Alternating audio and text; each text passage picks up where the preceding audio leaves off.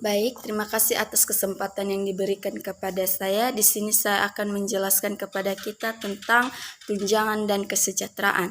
Tunjangan kesejahteraan ini khususnya pada tenaga kependidikan, yaitu untuk memberikan semangat kerja, memberikan motivasi kerja kepada tenaga pendidik. Tunjangan kesejahteraan ini diberikan bisa dalam bentuk uang maupun dalam bentuk lain, yaitu seperti asuransi. Kemudian adapun tunjangan yang diperuntukkan kepada tunjangan keluarga, tunjangan pangan, tunjangan jabatan, asuransi kesehatan, dan tunjangan lain-lain. Baik, sekarang kita masuk pada kenaikan pangkat.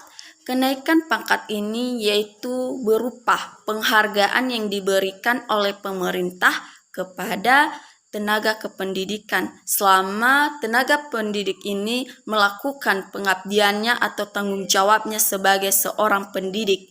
Kenaikan pangkat ini diterapkan pada tanggal 1 April maupun 1 Oktober setiap tahunnya. Nah, kemudian macam-macam kenaikan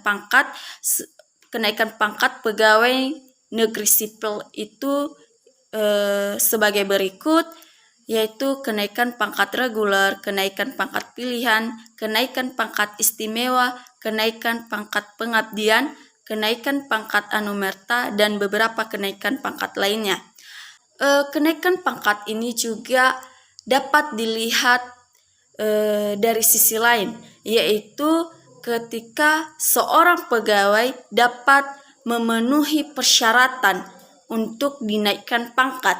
Nah, ini dapat dilihat dari bidang kependidikan, proses belajar mengajar, atau bimbingan penyuluhan yang dilakukan oleh pegawai yang mungkin dapat dilihat oleh pemerintah supaya pegawai ini dapat dinaikkan pangkatnya. Baik, sekarang saya akan menjelaskan tentang daftar penilaian pelaksanaan atau dapat disingkat dengan DP3. DP3 ini diatur dengan peraturan pemerintah nomor 10 tahun 1979. DP3 ini suatu daftar penilaian atau hasil dari pelaksanaan pekerjaan setiap pegawai selama 1 tahun. Penilaian ini dapat dimulai dari bulan Januari sampai pada bulan Desember. Unsur-unsur yang dapat dinilai dari pegawai yaitu kesetiaannya dalam melakukan pekerjaannya, kemudian prestasi kerja, tanggung jawab, ketaatan, kejujuran, kerjasama, prakarsa, dan kepemimpinan. Nah, dalam penilaian ini juga pegawai sipil dapat mengajukan keberatan dengan disertai alasan-alasan atas penilaian pejabat secara tertulis yang disediakan dalam lembaran DP3 kepada atasan. Penilaian ini sekurang-kurangnya 14 hari setelah menerima lembaran DP3.